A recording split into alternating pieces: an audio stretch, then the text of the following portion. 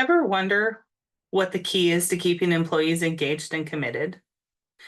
You see, often in the workforce, we normalize that burnout is okay, that feeling exhausted, overwhelmed, depleted is normal, but it is not. We actually need to reverse that. We need to normalize that healthy life and work is about balance and that it's an individualized process. So what works for me won't work for you. Maybe some pieces, but not necessarily the whole plan.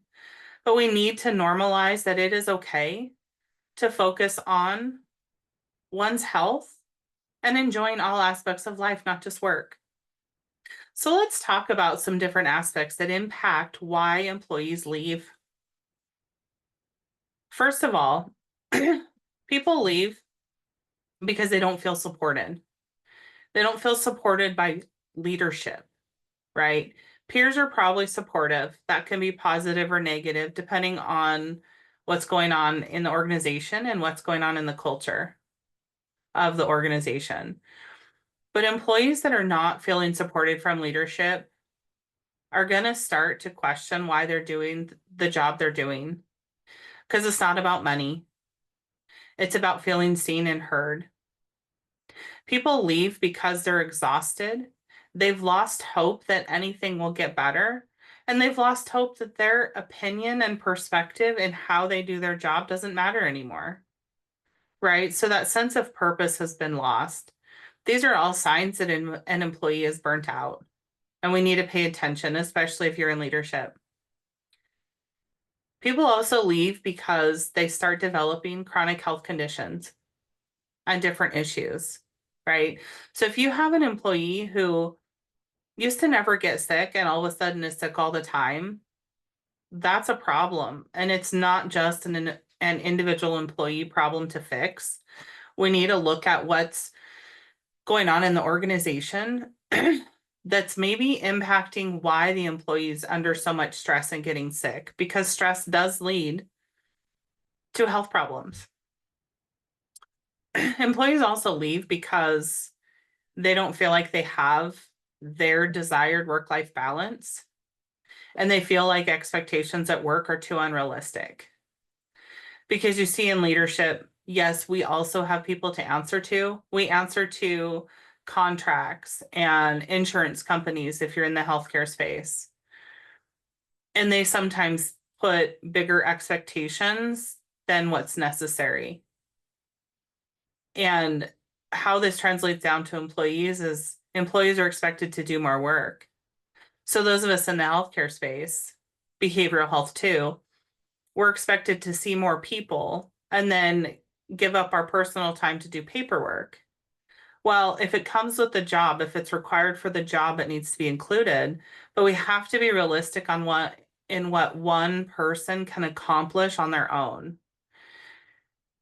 And you see when one employee takes time off or has to take a leave of absence, we don't hire their replacement because one, their job is protected, but two, we just pass that work off to somebody else who already has too much to do. So we need to check and see what the expectations are for individual positions and employees and as an organization and be realistic. This is going to help people start to find that balance that keeps them coming back to work. And so let's talk about what does keep people, right? We've just talked about some of the main reasons people leave. They don't feel respected. They feel like there's too much work, and they decide to prioritize their health over the job.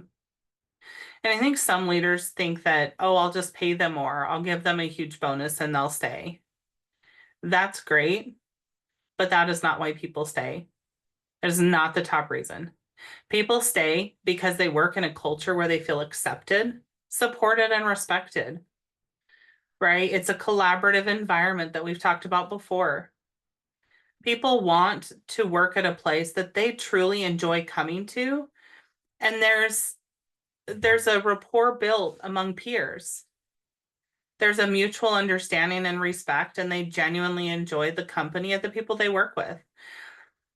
But staying has to do about the culture, not the money. The money helps because let's face it, it's hard to make a living right now in this economy. But people also stay when they're passionate about their work they're doing. They have to have that internal drive and that desire to truly want to do the work. They have to care because if they don't have that passion, they're going to start questioning what's the point of what I'm doing? There's no point. And that's when they start to leave, right? And then, yes, I think the bottom of it, of the list of why people stay, does come back to the salary and benefits because that is a reason people choose a job, but it is not the reason they stay. So salary and benefits are important in terms of, are we paying people what they're truly worth for the work they're doing? And I think in some fields, behavioral health in particular, it needs to be reevaluated. There's too much work, too much at stake, and not enough compensation. But again, salary is the last reason people stay. So how do we create that workplace environment where people want to stay instead of leaving? I think as a leader, I've always made it a mission to support people. Supporting people means normalizing that if you take time off, great. I'm going to appreciate the person who comes back because I know why you're taking time off. Yes, it might feel stressful because someone's taking time off, but as a leader, we should not be penalizing people through our attitudes and negative comments for using a benefit that we give. It is there for a reason. So we need to normalize taking PTO is great. Take it, use it. We need to normalize that it's okay to leave work at a certain time. We can't expect everybody to work long hours just because we do. That it's okay that they have boundaries around their work time. We also need to be giving positive feedback and praise to people for what's going well. So yes, we give constructive feedback on what needs changed. But I can guarantee the more I lean into gratitude and praising people with positive feedback, when I do give constructive feedback, it's heard and it's implemented and it's talked about. We also need to make sure that we are creating those collaborative work environments, right? Where people want to work as a team to solve a problem.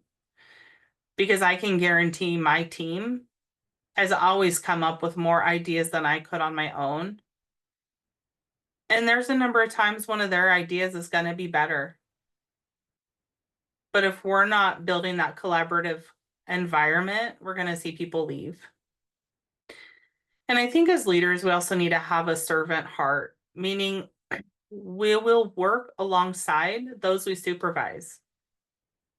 I've seen leaders who think they're above the work their employees, their supervisees do. And that creates a negative work culture. When instead, I should be willing to do the work they're doing, right? Because if I'm not willing, how do I know what they're struggling with? How do I know what needs to change so they can be more effective and efficient? And having that willingness to serve alongside them shows them that I am all about collaborative teams, that I'm not about this hierarchy that just tells people what to do. And it just speaks volumes. And it doesn't mean that as a leader, I have to always work alongside because there's times that I just can't because of my other duties.